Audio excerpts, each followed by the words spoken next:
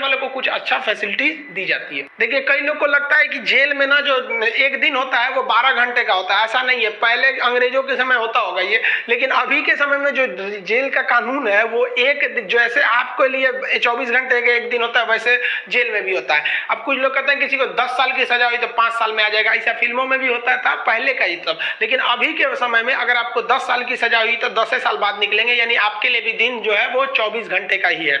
और दूसरा कुछ लोग को लगता है कि उम्र कैद में आदमी 14 साल में छूट जाता है। देखिए उम्र कैद का मतलब होता है कि आपको जिंदगी भर जेल रहना, आजीवन कारावास रखना है। ये 14 साल की बात क्या है कि जज ने अगर आपको सुना दिया कि आपको उम्र कैद की सजा है तो संविधान में लिखा गया है कि अनुच्छेद 72 के तहत तथा अनुच्छेद 161 के तहत, अनुच्छेद 72 के तहत राष्ट्रपति और 161 के तहत राज्यपाल आपकी सजा को माफ कर सकते हैं। तो ये जो 14 साल का थ्रेशोल्ड बनाया गया है कि राज्यपाल और राष्ट्रपति जो है ये उम्र कैद को 14 साल से पहले नहीं माफ कर सकते हैं। तो बहुत से ऐसे लोग होते हैं जो 14 साल जेल बिता देते हैं ना, तो ऐसा कहा जाता है कि 14 साल तक किसी को समाज से अलग कर दीजिएगा तो नॉर्मल व्यक्ति जो छोटा मोटा गुंडा है उसका बाकी सबसे संपर्क टूट जाता है तो उसे माफ कर दिया जाता है। तो जनरली 14 साल में छूट जाते हैं। वो छूटते नहीं है बल्कि राष्ट्रपति या राज्यपाल माफ कर देते हैं कि चलो यार गलती, बहुत बार तो अपराध आवेश में आके हो जाता है, लेकिन ऐसा नहीं है कि सबको छोड़ देता है। कुछ कुछ एकदम शातिर अपराधी होते हैं उन्हें नहीं छोड़ा जाता है। तो ये 14 साल मिनिमम है कि आपको इतना रहना ही है, इसके बाद राष्ट्रपति या राज्यपाल माफ करेंगे तब समझिएगा। अब एक चीज देखेंगे कि जब जज जो होता है जब फांसी की सजा सुनाता है तो दो चीजें इस पे ध्यान दीजिएगा। फांसी की सजा सुनाने के बाद वो स्याही को, कलम को तोड़ देता है। वो इस बात का संकेत है कि अब हम आपके ये जो फांसी की सजा सुना दिए ना, हम जज होने के बावजूद भी अब इसमें कुछ बदलाव नहीं कर सकते, यानी ये कलम अब मेरी किसी काम की नहीं रहेगी, क्योंकि हम ये कलम रहने के बावजूद आपकी सजा में अब कुछ चेंजिंग नहीं कर सकते। इसलिए जज को बड़ा सोच समझ के फांसी की सजा सुनानी पड़ती है और तोड़ देता है।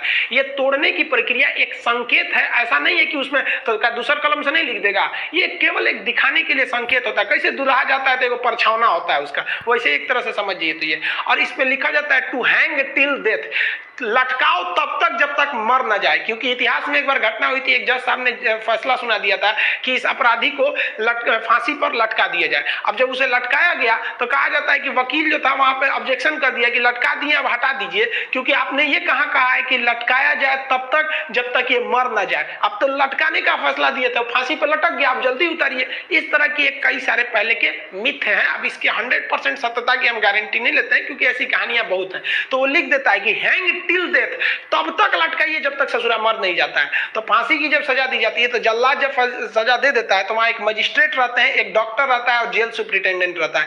फांसी पे लटके ही रहिएगा, डॉक्टर चेक करेगा ससुरा अभी बचा है, छोड़ दो अभी 10 मिनट और छोड़ दो।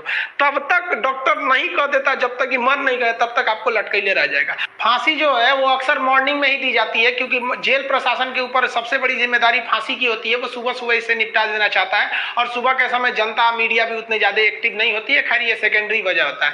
फांसी घर में जब कैदी को लाया जाता है तो जल्लाद इस कैदी का चेहरा नहीं देख पाता है क्योंकि पुलिस पहले ही उसके चेहरे को काले कपड़े से ढक देते हैं। जल्लाद जो होता है उसे काले कपड़े में पहना के फिर फांसी पर लटकाता है। इसे कपड़े ढकने का एक और रीजन है कि जब फांसी लगाई जाती है, किसी को फांसी दिया जाता है तो उसके आंख वगैरह काफी मतलब तड़पता है, तो एक होता है ना कि थोड़ा सा खराब लगेगा उस वजह से। तो यहाँ पर जो जल्लाद होता है इसे पहले ही, इसको फांसी लगाने से पहले इसे कपड़ा ढक के इसको लटका दिया जाता है। लटकाने से पहले इसे जब फांसी देना होता है तो उससे पहले इससे पूछी जाती है आखिरी ख्वाहिश।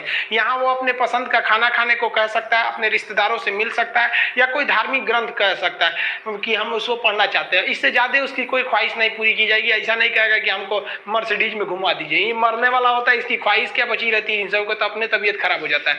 जब इसके कपड़े में जल्लाद जब फांसी देने जाता है तो इसके कान में कहता है कि मुझे तुम माफ करना, मतलब ये हमारी ये तो मजबूरी थी, भगवान के लिए मुझे माफ कर दो या अल्लाह के लिए मुझे माफ कर दो, तुम्हें अपने भगवान का वास्ता, जिस धर्म का ये अपराधी है। क्योंकि भाई इसमें ये जो जल्लाद का इसका क्या दिक्कत है, इसको तो जज ने जो आदेश दिया वो इसको पालन करना है। फांसी के बाद इसके जो बॉडी होती है वो पोस्टमार्टम के लिए भेज दिया जाता है, फिर घर वालों को दे दिया जाता है। आप जिस धर्म के हैं उस धर्म के हिसाब से इनका अंतिम संस्कार आप कर लीजिए। आई होप आप जेल मेनू समझ गए होंगे। नेक्स्ट वीडियो में बता देंगे कि फर्जी FIR से